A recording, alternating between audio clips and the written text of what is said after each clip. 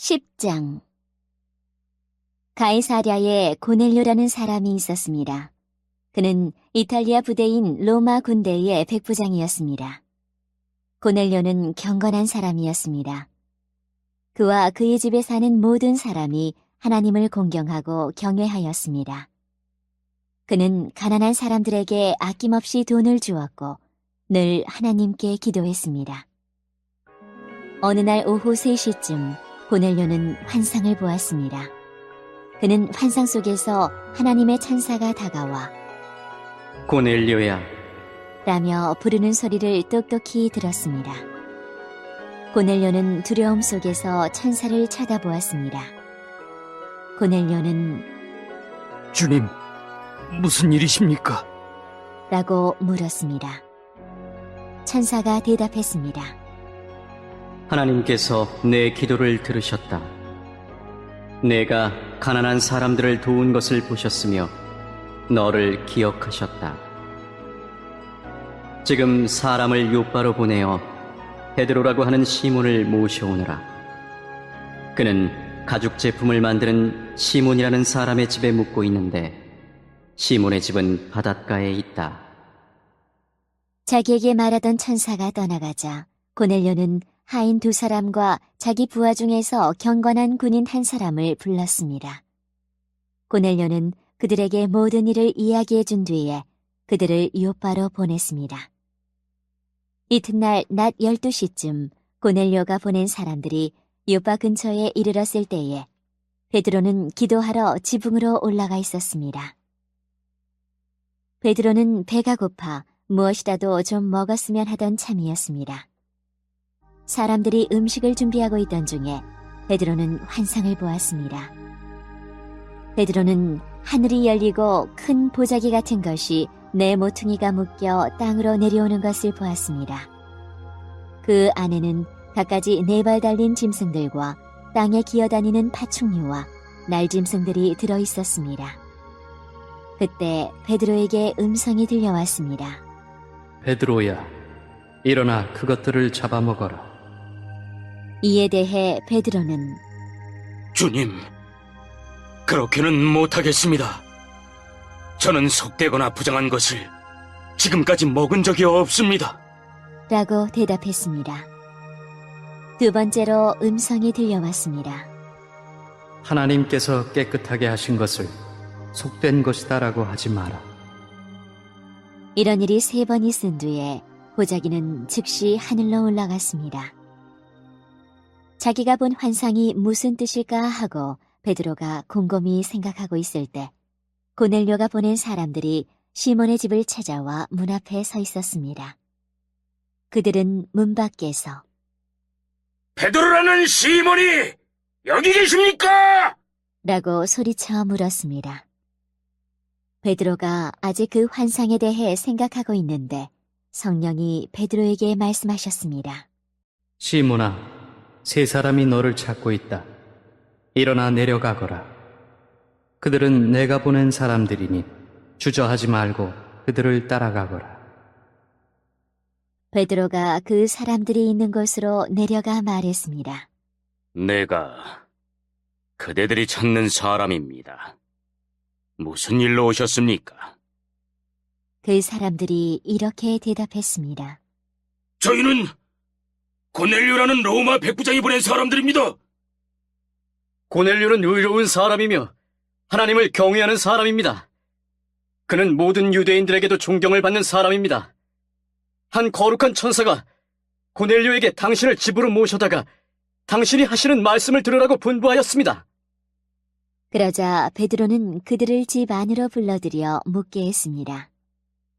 이튿날 베드로는 자리에서 일어나 그들과 함께 고넬료의 집을 향해 출발하였습니다. 요바에서 온 형제 몇 명도 베드로를 따라갔습니다. 그들은 다음 날 가이사랴에 도착했습니다. 고넬료는 친척과 친구들을 불러놓고 베드로를 기다리고 있었습니다. 베드로가 안으로 들어가자 고넬료가 그를 맞이했습니다. 그는 베드로의 발 앞에 엎드려 절했습니다. 베드로가 그를 일으켜 세우며 일어나십시오. 나도 사람일 뿐입니다. 라고 말했습니다. 베드로가 고넬료와 말하면서 집 안으로 들어가 보니 사람들이 많이 모여 있었습니다. 이들을 향해 베드로가 말했습니다. 여러분도 잘 아시겠지만 유대인이 이방 사람을 사귀거나 그의 집에 찾아가는 것은 유대 법에 어긋나는 일입니다만 하나님께서는 저에게 어떤 사람도 속되거나 부정하다고 해서는 안 된다는 것을 보여주셨습니다. 그래서 여러분이 저를 불렀을 때 이 일을 제기하지 않고 따라온 것입니다. 자, 무슨 일로 저를 부르셨는지 말씀해 주십시오. 고넬료가 말했습니다. 4일 전 이맘때쯤, 그러니까 오후 3시쯤에 집에서 기도하고 있는데 갑자기 눈부신 옷을 입은 사람이 제 앞에 서 계셨습니다. 그는 고넬료야, 하나님께서 내 기도를 들으셨고 네가 가난한 사람들을 도운 것을 하나님께서 보시고 너를 기억하셨다.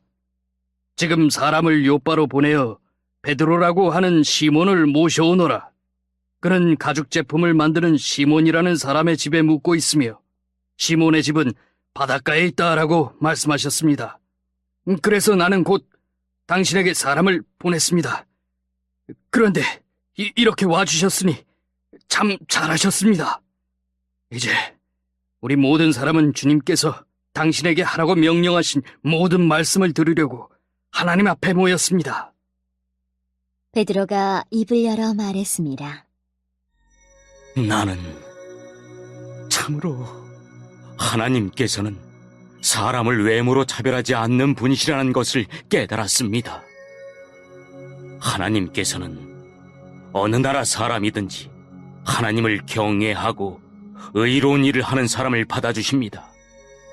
하나님께서는 이스라엘 백성에게 말씀을 보내시고 예수 그리스도를 통해서 평화의 복음을 선포하셨습니다.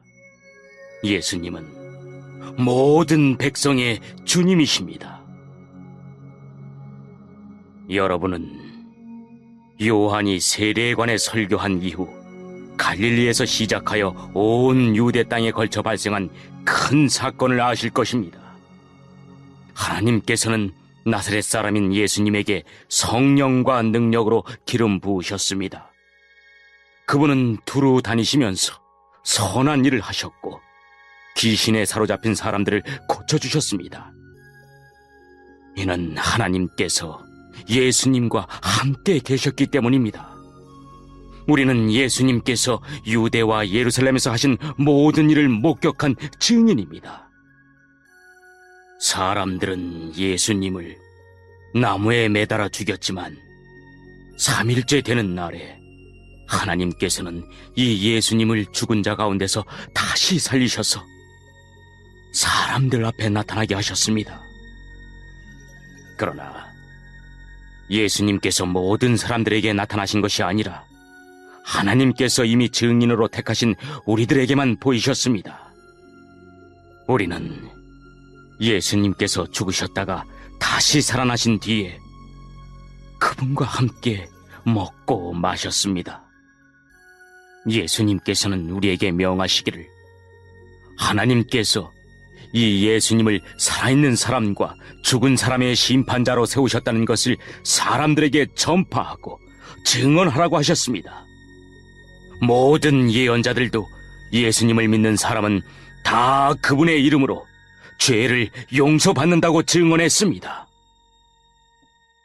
베드로가 이런 말을 하고 있을 때 말씀을 듣고 있던 모든 사람들 위에 성령께서 내려오셨습니다. 베드로와 함께 온 할례 받은 신자들은 하나님께서 선물로 주신 성령을 이방 사람에게까지 부어주시는 것을 보고 깜짝 놀랐습니다. 이방인들이 방언을 말하고 하나님을 찬양하는 것을 그들이 들었기 때문입니다. 그때 베드로가 말했습니다. 이 사람들이 우리와 마찬가지로 성령을 받았으니 이들에게 물로 세례를 주는 것을 누군들 막을 수 있겠습니까? 베드로는 그들에게 예수 그리스도의 이름으로 세례를 받으라고 명하였습니다. 그때 그들은 베드로에게 자기들과 함께 며칠 더 머물다 가라고 부탁했습니다.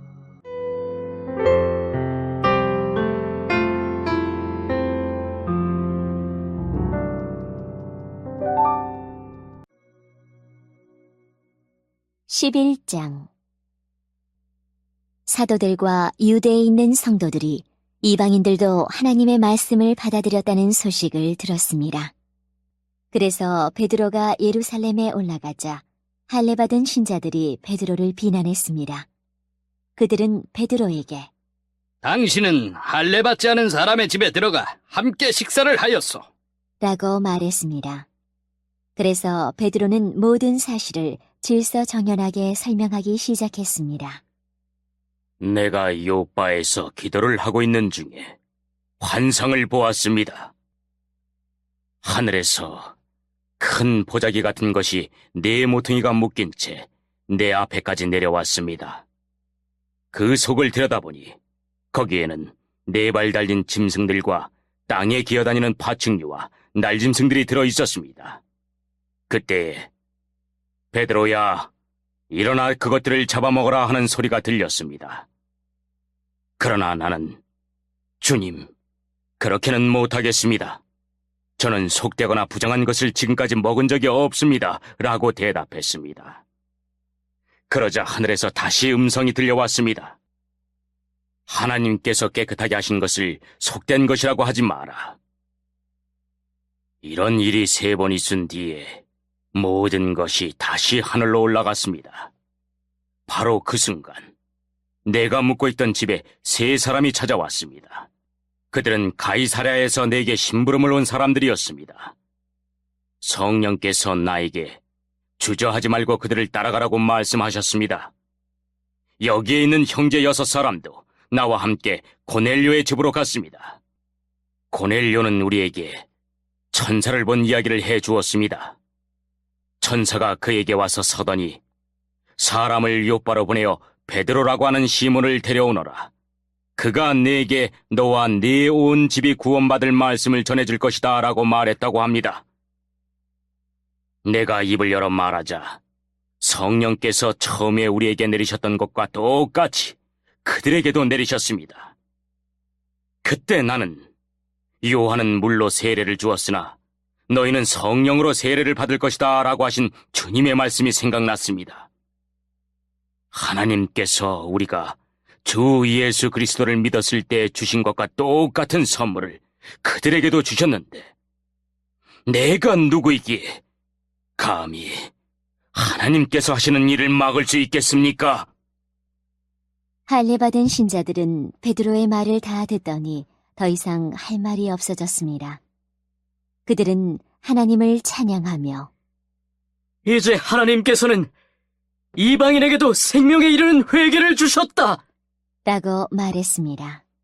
스데반의 일로 발생한 박해 때문에 많은 신자들이 흩어졌습니다.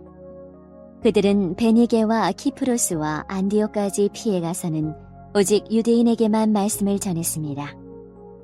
그들 중에는 키프로스와 구레네 출신 사람이 있었는데 이들은 안디옥에 이르러 그리스 사람들에게도 주 예수님에 관한 복음을 전했습니다. 주님의 손길이 그들과 함께 하셨으므로 많은 사람들이 믿고 주님께로 돌아왔습니다. 이 소식이 예루살렘에 전해지자 교회는 바나바를 안디옥으로 보냈습니다.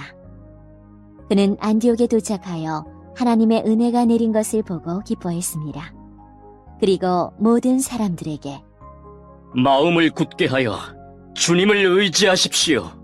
라고 격려했습니다. 바나바는 착한 사람이요 성령과 믿음이 충만한 사람이었습니다. 그래서 많은 사람들이 주님께로 돌아왔습니다. 바나바는 사울을 찾으러 다소로 갔습니다. 사울을 찾은 바나바는 사울을 안디옥으로 데려왔습니다. 두 사람은 1년 동안 교회에 머물면서 많은 사람을 가르쳤습니다. 제자들은 안디옥에서 처음으로 그리스도인이라고 불렸습니다. 그 무렵 예언자 몇 사람이 예루살렘에서 안디옥으로 왔습니다. 그 중에 아가보라는 사람이 있었습니다. 한 번은 아가보가 일어나 성령의 감동을 받아 예언하기를 온 세상에 큰 기근이 닥칠 것이라고 말했습니다. 그런데 실제로 글라우디오가 황제가 되었을 때에 기근이 발생하였습니다. 제자들은 자기 형편대로 헌금하여 유대에 사는 형제들을 돕기로 결정하였습니다. 그들은 돈을 모아서 바나바와 사울 편에 예루살렘에 있는 교회의 장로들에게 보냈습니다.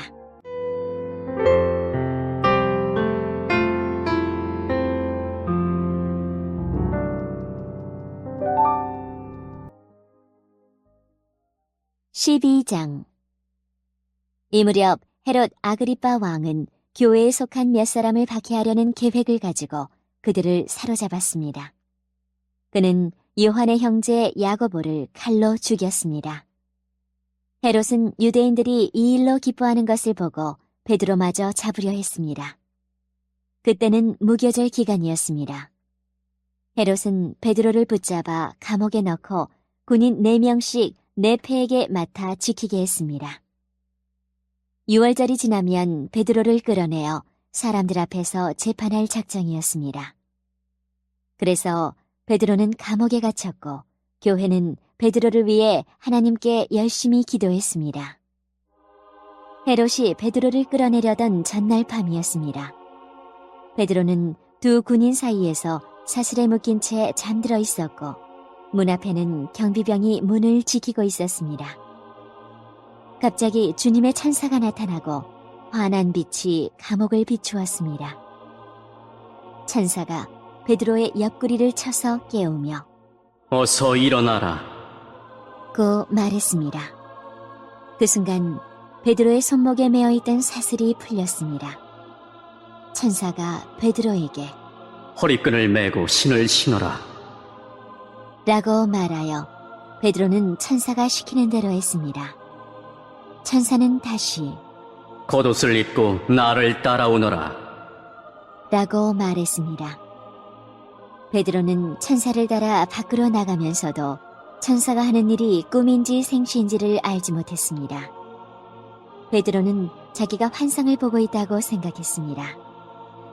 천사와 베드로가 첫 번째 경비병과 두 번째 경비병을 지나 성으로 통하는 철문에 이르자 철문이 저절로 열렸습니다. 그들이 문을 나와 거리를 한 구역 걸을 때에 갑자기 천사는 베드로를 떠나 어디론가 사라져버렸습니다. 그제서야 비로소 베드로는 정신이 들어 혼잣말로 중얼거렸습니다. 이제야 나는 이 모든 것이 실제라는 것을 알겠다. 주님께서 천사를 보내어 나를 헤롯의 손에서 그리고 유대인들의 모든 계략에서 구하셨다.